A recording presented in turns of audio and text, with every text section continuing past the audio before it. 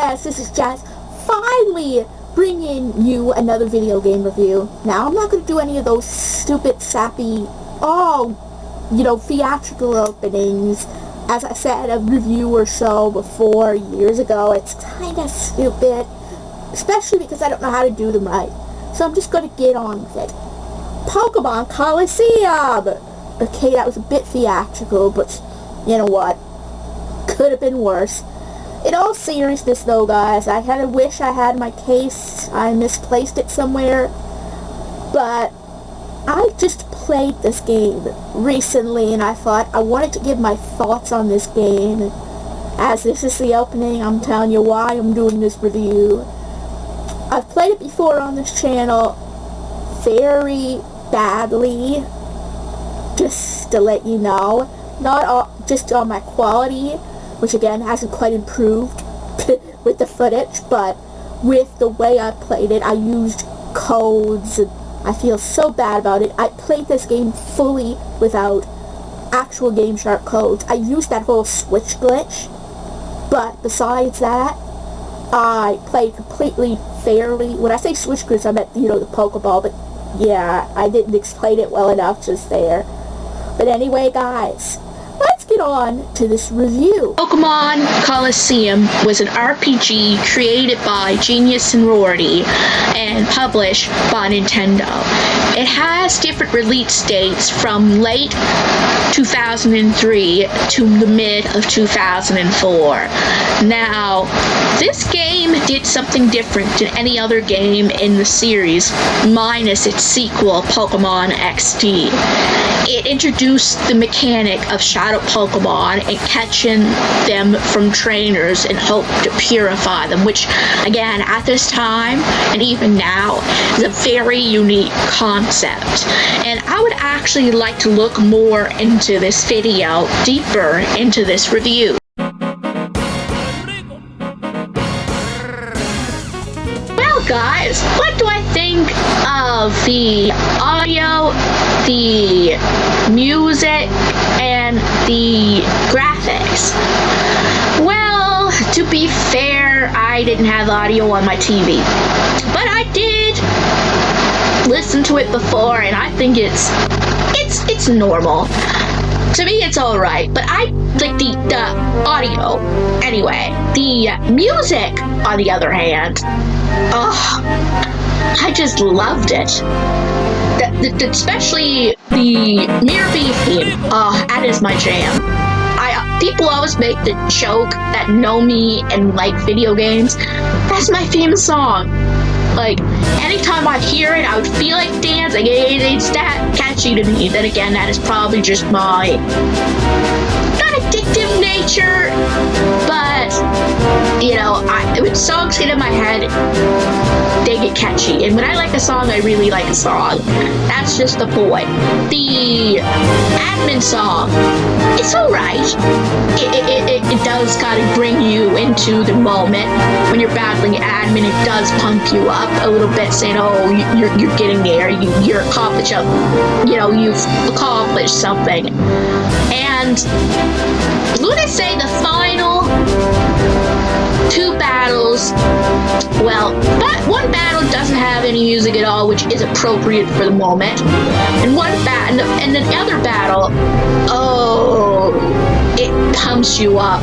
That really pumps you up for the moment, and the reason that it made you feel you've gone far, you've conquered an obstacle. It just hypes you up. And I gotta say, next to Mirror Bee's Groove, that is like my favorite soundtrack, I honestly think, in the game, and even in a lot of the series, actually. It's one of those, like, for me, it isn't always words, right? It's like the tempo and the melody that kind of gets to me, and that last one that so, that's all cool. And the graphics, well, for its time, yes, I'm using the for its time trope. It was great. It was one of the first ventures into 3D minus Pokemon Colors, or minus Pokemon Stadium 1 and 2. This was the first actual adventure Pokemon game in 3D. Believe it or not. So for that, it was amazing. They had some issues with glitching sometimes, but it still was okay. The actual avatars and everything were great, but sometimes, like when you're battling, cutscenes might seem a little off, and that was just to me. But again, for the era, it was, top notch. As I said, would I compare it to today's? No, I wouldn't. Compared to today's, okay. I'm sorry to say this. I am a big fan of Pokemon Sword as well, compared to some people, but compared to the graphics of Pokemon Sword too, yeah, I'm sorry, it's a little better. But again, I'm comparing it to Pokemon Sword, so that's not saying much. I mean, okay, in some ways, okay, how do I put it? The characters in Pokemon Sword are better than the ones in XD in the graphics department, but all the other things, the backgrounds and everything and the layout in Colosseum is, to me, better than in Pokemon Sword. It's just, let me say that Genius Sorority loved what they were doing. They did a really good job on it. It was one of the games that Nintendo didn't actually develop necessarily, but they published it, which sometimes Nintendo should hand off projects to other sources. Like, for example, Pokemon Legends Arceus was it produced by Ilka? Or just developed by Ilka? And they did a good job on that too. And I'm not saying that Nintendo and Game Freak doesn't do a good job with their games. They do. But sometimes hand it over to other people, right? And they'll do just as good job or better in some cases. And I honestly think, though, that out of everything in this game, this section is the weakest, because the weakest and the strongest. I think when it comes to the music department and the soundtrack, it's one of the stronger elements of this game. But when it comes to the audio and the graphics, it's one of the weaker points in this game, like this section. It all just depends on, like, the topics that I'm talking about, which you'll hear later in this video and understand why. Let's say that the soundtrack for me, I obviously, because of my TV issue, I had to turn on it on YouTube, the soundtrack, when I was like battling, but even then they were as good as if it would be on the TV. So I know what I'm listening to at this point. So don't say I've never heard it. I have.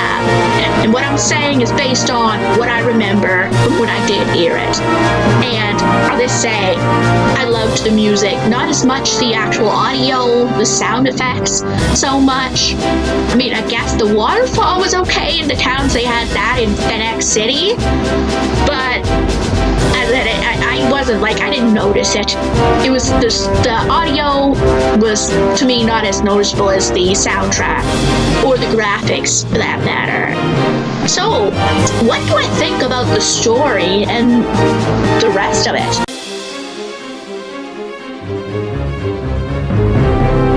So much that I can talk about here.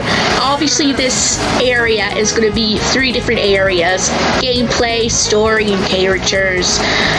All of them are so close together, I might as well not have separate sections for these ones. But I want to go in order of the least to talk about to the most to talk about. Now, when it comes to the characters, to me, there is not many memorable characters. Most of them are just one-off characters you battle, like peons, right? I mean, I guess the admins and the main bosses are sort of memorable in a way. Mine famous one that I'll talk about a little bit later. But the most memorable character by far is Umbre. Who remembers that music, guys? I mean, he even returned in its sequel of XD Gale of Darkness as one of those. Although, one thing I hate about that return is that they used him pretty much as a glorified second chance at Shadow Pokemon. Pretty much, which I think they did him a little dirty there. But I might go on to that if I ever do review a Pokemon XD Gale of Darkness. Maybe I will. I'm playing it currently, so. But anyway, most of the characters I really did not remember very well, minus the names. This is one thing of this game that is wacky to me. The names. My God, what did they do when they were creating this game? Boot up some random name generator and just put in input whatever name popped up. That's what it seems. There are characters with names that make sense, like Venus and Ian. I can't pronounce the name. I think it's Ian. Dukin. Okay, some of them don't quite make a lot of sense, but they sound more like names and I can't even think of there's so many random off names I can't even think of them all. This is one joke in this game, that the names are out of nowhere. The most normal name I think in this game is Willie. The very first guy you battle. And then it snowballs down there, like that's the most memorable part when it comes to characters, are the random off names. The personality, however, I think the biggest personality is Umbre by far in this game.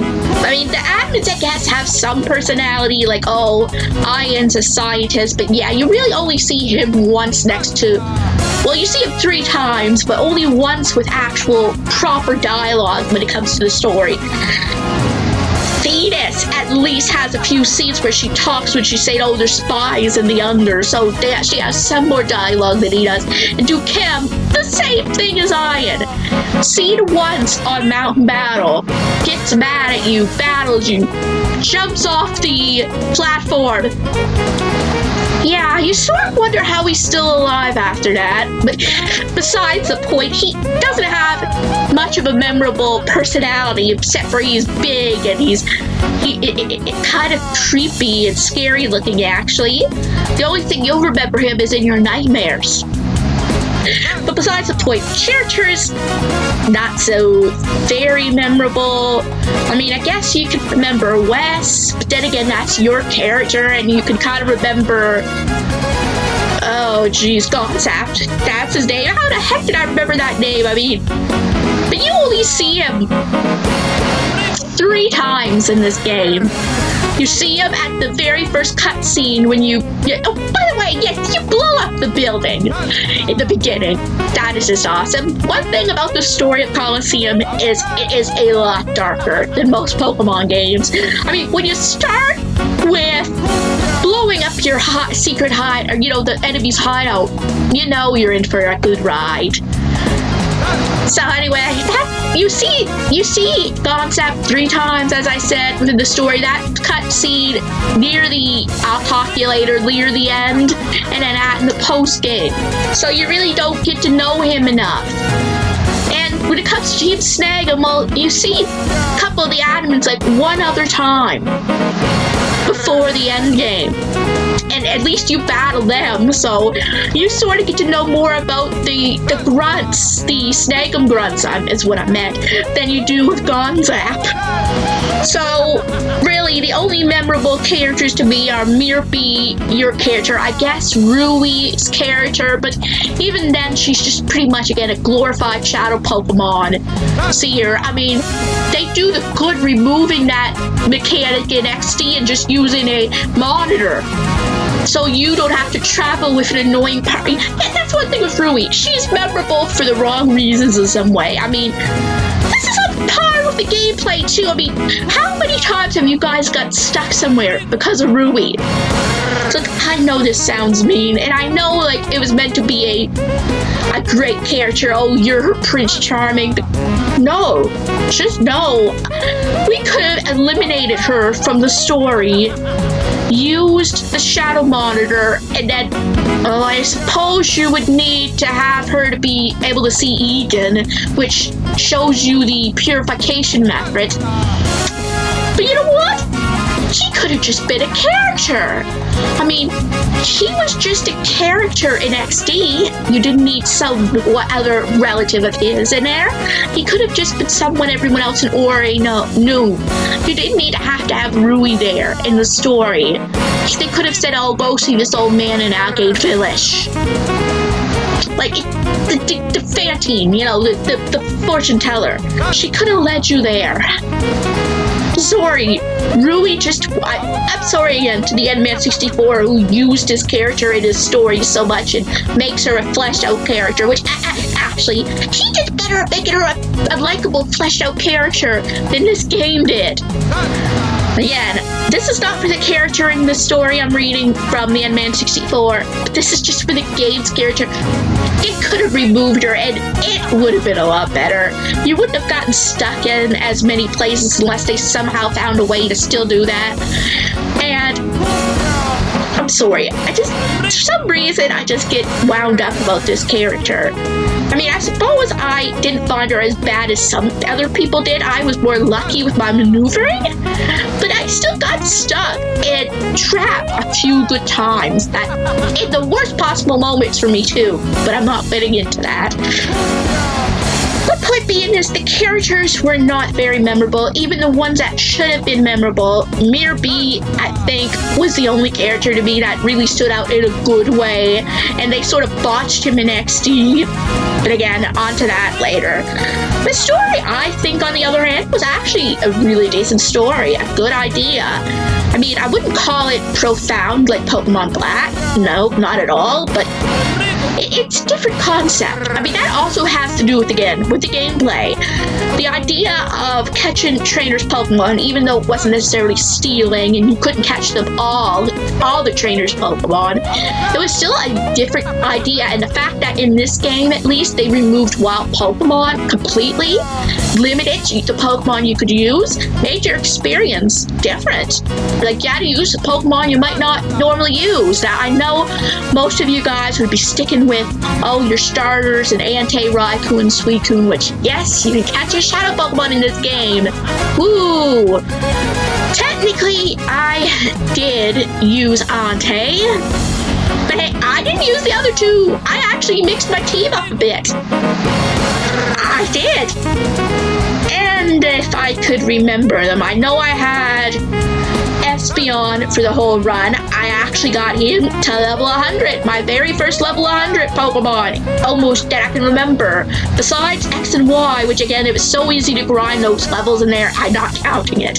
My first Pokemon that I had to work hard to get to level 100, at level 100. I did use Entei. I'm trying to remember what else I used. It was a bit back that I played it, but it was more recent than like a few years. I eventually used Tyranitar, but that was in the end game. I used Umbreon for quite a good time, but I'm afraid I did kind of ditch him after the main game for Tyranitar. I used Entei as my main, my main fire type Pokemon. Well, guys, I remember now. I also used Piloswine, Stantler, and Heracross. I did use Altaria for a little bit too, but I just thought, well, my final team, and this was before the final battle, that I used the Stantler and the Heracross and the Piloswine.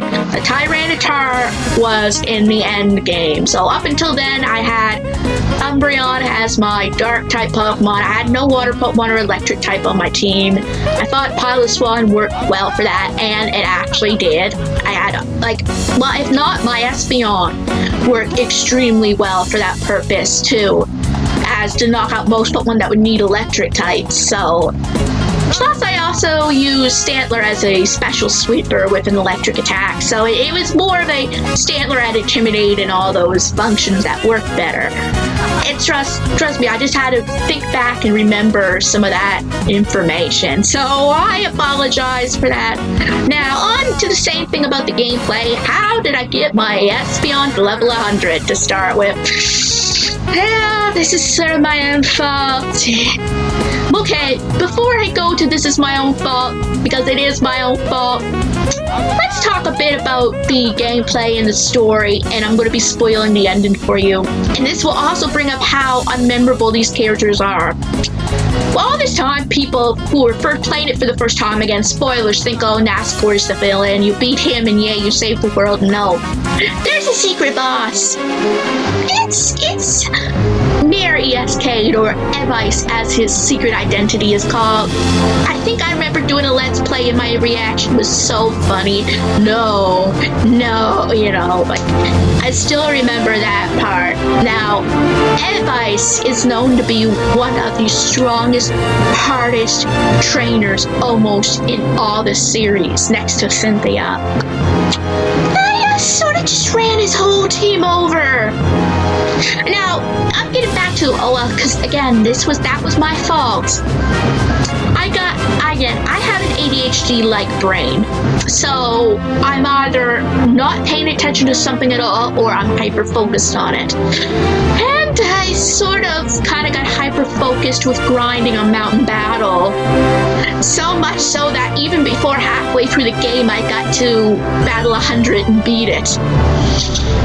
Yeah, now, to be fair, Mountain Battle is almost nowhere near as hard as the Mountain Battle in Pokemon XD, so it is easier to beat, but I've played Mountain Battle so much, I got my Pokemon to level, my Espeon I meant, to level 100. So it was kind of my fault that I kind of swept through Evice. Espeon pretty much just creamed all the Pokemon that would normally be hard. So guys, in all seriousness, I cannot completely blame the game for this issue. It's more my own fault. But I find it hilarious that Evice is known to be one of the hardest trainers in the entire game. And in almost the whole franchise, only for me to steamroll him. Actually, I'm also giving my experience of the game. This is my second full-time playing through this game, and this was a time I was more mindful about it. I was more enjoying it, and not just, oh, I'm going to do this Let's Play, I have to go through quickly, play a little bit every day. I spent hours playing this game this time around. I mean, last time I didn't even do Mountain Battle at all. Minus maybe leveling a few levels up. And this one, I played the game so thoroughly, I've been the Mountain Battle master in at least the storyline of this game. Now, you know what, I guess I suppose to tell you my second most embarrassing moment in this game. The first being how I steamrolled through Evice, when normally he is very hard just because of my hyperfixation on Mountain Battle and grinding at the time, was how I just as easily was almost stomped by in the end when you catch all the shadow Pokemon you battle your lookalike.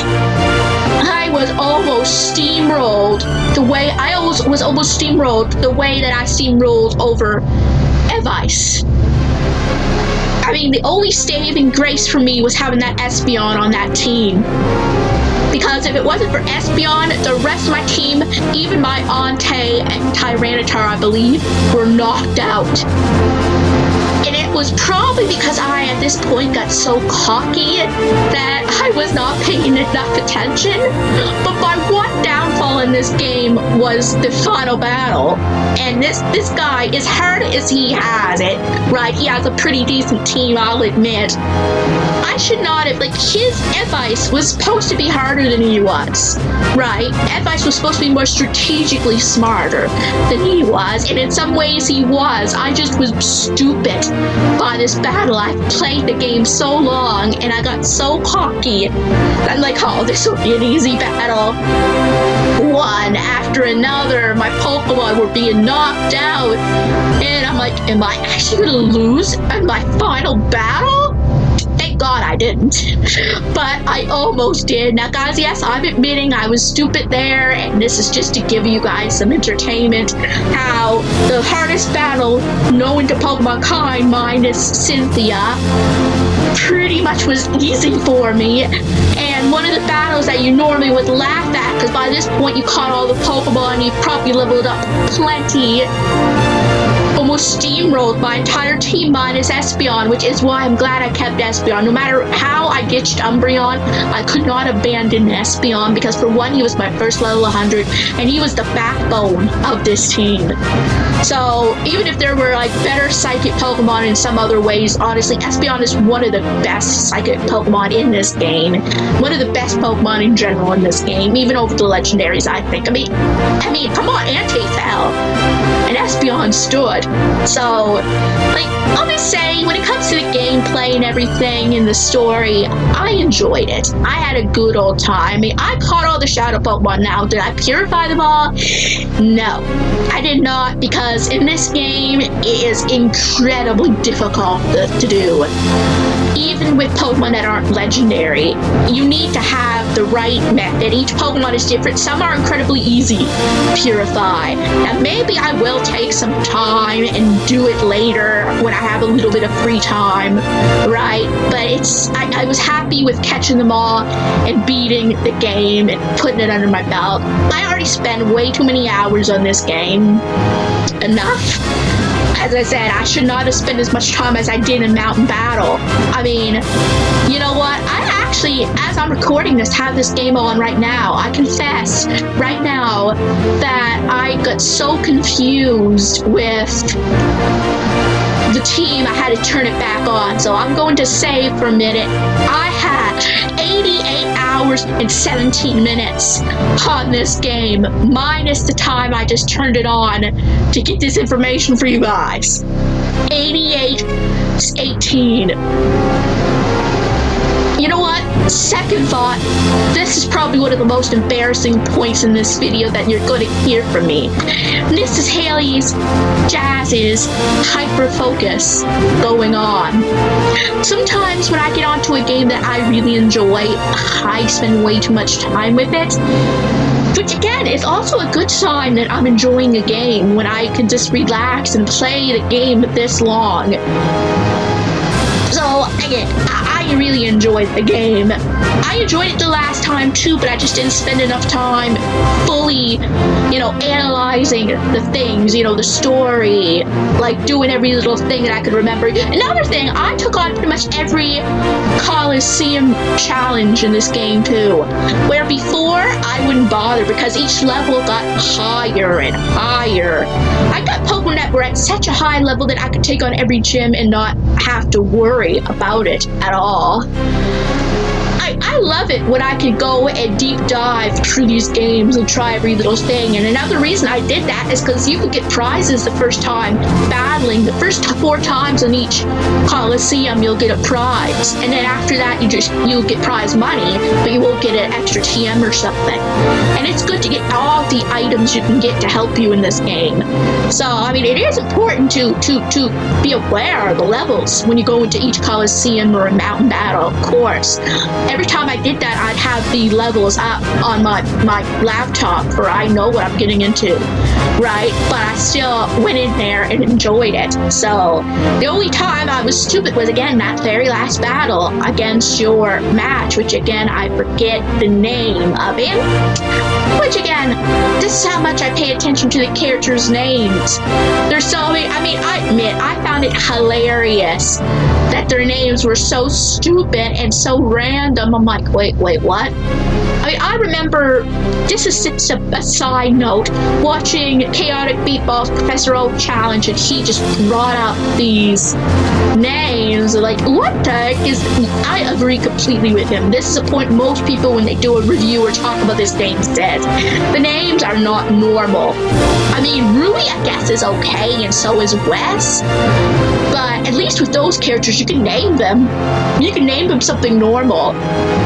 That's the only positive thing about Ruby's characters. She doesn't have to be Ruby, but I actually find Ruby quite a nice name, quite a unique name, which is cool. But there's just some, like Nellis, for example, is a name in this game. What? I mean, wait, what?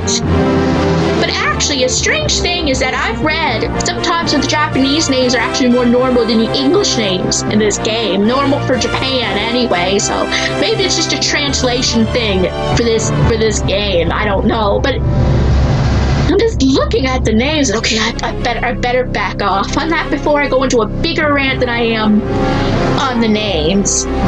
And then, so how about the Pokemon selection? Oh boy, guys. There were some real good ones like Heracross, Stantler. Stantler was actually a decent normal Pokemon back then, especially with its ability of Intimidate. But the problem is, some of the best Pokemon, minus the legendaries, and maybe Ampharos, which guess what, I didn't use very much. Maybe I used it for a little bit, up to level 45, but I didn't overuse him in my team. The Pokemon choices were not that good. I think Umbreon and Espeon were your best hitters in early game. You mean, you wouldn't get Heracross until the second to last battle, and I had to spend so much time grinding him out on Mountain Battle, just to get him close to the level cap for the final few battles. I mean, there are good Pokemon, don't get me wrong. I mean, Quagsire is okay for a water Pokemon. Noctowl is a pretty heavy flying type for the beginning. But the one thing is that the first half, before you get to Mirror B, you only have Espeon and Umbreon as your main hitting normal Pokemon. The rest are Shadow Pokemon until after you beat Mirror B, which the Shadow Pokemon can be okay. They'll get a few moves as long as you get them to the final unlock, but they don't gain levels while they're in Shadow mode. That's a thing with the mechanic. Until they get purified, they are not gaining any of the experience that you get in battle. You'll get it. As long as you use them in battle, you'll get it once they're purified. But another thing, though, is that the purification method has different stars. And once you get just past the second bar, or just on past the start of the second bar, you don't get any experience until then. So anytime, so you might as well not even battle with them until you get past the first bar, or even past the second bar. But even then, that's the best way to lose the dodge, right? Is to battle with them and call them out a hyper mode. So even then, the best method is to battle with them. So the first few battles, like even the first 10 to 20 battles, depending on your Pokemon and the nature of it, you won't gain any experience for it. Where I'm going to bring this up, XD up for a minute in this conversation, and I'll bring it up more when I actually do the review of it. Which, yes, this is what Colosseum, this is what XD does better. One thing that XD does better is that you can use other moves and still go into Shadow mode.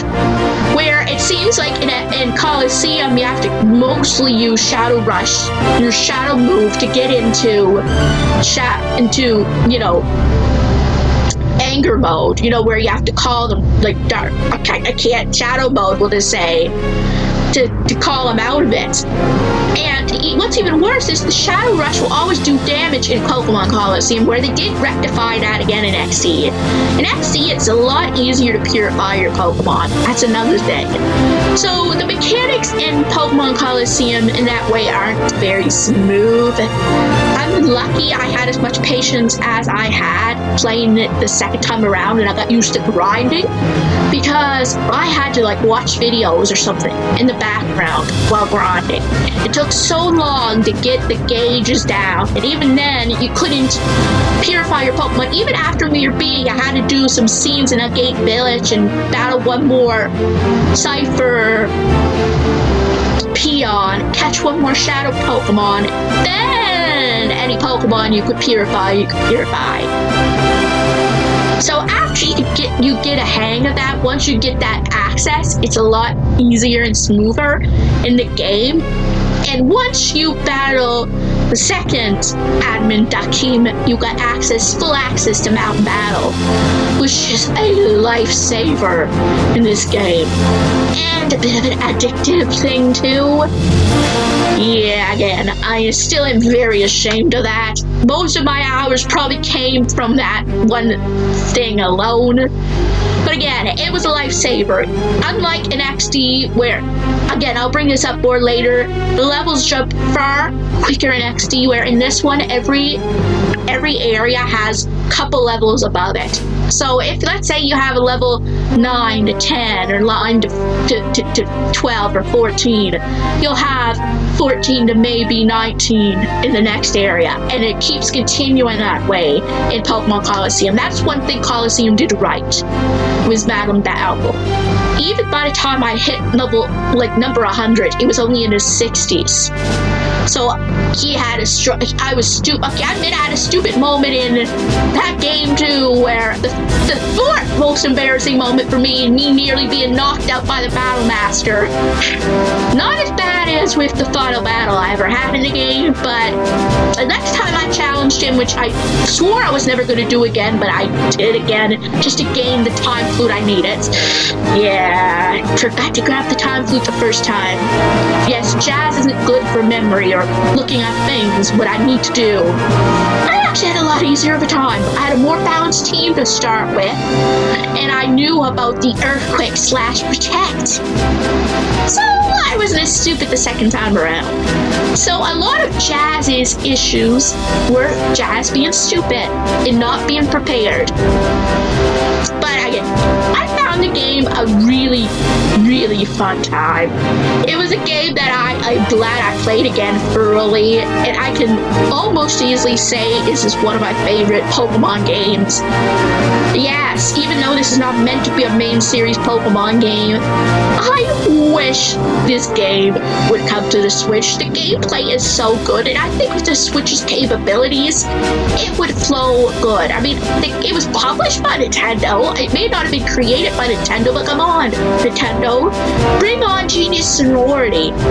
I'm sure they would be able to do everything great or even better than they did. Well, again, what would I rather, a JAL all-out republishing, or would I want a remake? Well, if they could do the remake really well or better, do the remake if they're up for it. But I would be happy if they just did a re-release on the Switch, because I would play it again on my Switch, which again, maybe that would be a bad thing for me, knowing my addictive personality, but you know what? I don't care. I love it. They may not have handled the characters so well, and the story again was, I will admit, the first time anyone played this game and realized that ESK was Evas in the main, boss of Cypher, everyone was probably very surprised. It was a very good twist at the time. Now it's more of a little bit of a joke to those who know it. But you're probably saying, how is it a good twist? I mean, you almost never seen the guy. That's the point of the story. You almost never see him after your main encounter, which at the same time you could argue could be a bad planning of your twist too. I mean, why the heck you never seen him again? Why the heck does Nascor leave his house and that Mirror B and his peons are in his house shortly afterwards? To be fair, now thinking back on it, that was a very obvious and stupid twist. So it's both. See, it's so genius that it's both. That if you're not paying attention to those little clues, those little things like, oh, hi, creepy guy coming out the kindly mayor's house. Oh, you're an evil bad guy? Wow. Why did you come out of the mayor's house? Yeah. See what I mean? And I think in some ways it was genius that he never was seen again after you go ask him for help. I mean, you never even hear back from him. He says, I'll report back later when I find out any information for you. Yeah, you almost forget he's a character until he shows up again. Which again, it talks about forgettable characters. The only reason Advice is memorable is because he ends up being, or ESK is memorable. I'll reuse his mayor name, ESK, because he turns out to be the twist villain, and then he has a badass team, unless you're an idiot like me and overgrind the entire team. Well, okay, I overgrinded Espeon, but the others were in their late 60s and 70s, so they were on par or higher than his team's level. All of my Pokemon were higher than his level of everyone in his team. I mean, the way I knocked Slacking out that easy, I don't think he barely got a hit on me either. It was sort of sad and pathetic too. But anyway, my point being is that that's the only reason ESK is memorable. You never see him again until that void in the story, and you never see him again unless you want to re-challenge the Belgium Tower and battle him again and again and again, which you can do, by the way, if you miss catching either of the shadow Pokemon that you've caught. You can catch them there, by the way. And that's not the same for all of them, but for those particular last 7 or 8 battles, especially Nascore and Advice. So my point being is that none of the characters are very memorable, minus Mirby. The story is a breath of fresh air, and it is definitely something that I would recommend anyone playing. That is for sure. I just wish the characters had a bit more of a personality, I'm gonna let you know later whether, like, you know, in the next video if I do Pokemon XT, if they rectified it completely. But just to give you a bit of a summary, sort of-ish, in a way. Okay, I'm not even going to say any real more about that, but trust me, the gameplay I think was pretty solid, minus the whole purifying mechanic. They could work better on that, which I'll say again, they sort of rectified in XD. Definitely did in XD. So, what are my final thoughts on the game? Playing Pokemon Colosseum again was a great experience for me. It shows how much I've grown in many ways, like how I'm able to spend way too many hours grinding, where when I played it last, I would be using the rare candy cheat. Not a proud moment back then, I admit it. I had enjoyed the story, even though the characters to me just weren't as memorable as I said earlier, they should be. The gameplay for me was refreshing compared to some of the games I played today of Pokemon, especially how most Pokemon games now are way too easy. And this, again, was a breath of fresh air. I did have an easy time in the final battle, but again, this was no fault of the game and more on my addictive, hyper-focusing nature when grinding my Pokemon. And the trouble I did have in the game, again, was my own fault with not paying enough attention when I should have. Which again, this time around wasn't very often. I loved the game so much that I focused on every single minute when I wasn't completely grinding. So when you're really focused on a story and what's going on in the game, they've done something right. Yeah, I know visually and and the sound isn't as good as a lot of games today. I mean, as I said earlier, there are some games even today that visually aren't as good in some areas, but the story and the gameplay more than made up for it. If they were just made the purifying method easier like they did in Pokemon XD, the game would have still been a little more enjoyable, but then again, I would have probably been spending way more hours on it too. So if they had worked on it more, the game would have been a lot more enjoyable, and again, it was enjoyable as it was. So if I were to give it a rank out of 5, I think I would give it a 4.5. So anyway, guys, if you enjoyed this video, give it a big thumbs up, and if you're new to this channel and like what you see, please subscribe and help this channel a lot. And don't forget to hit the bell notification so you'll know when new videos are coming out. And I'll see you guys in my next video.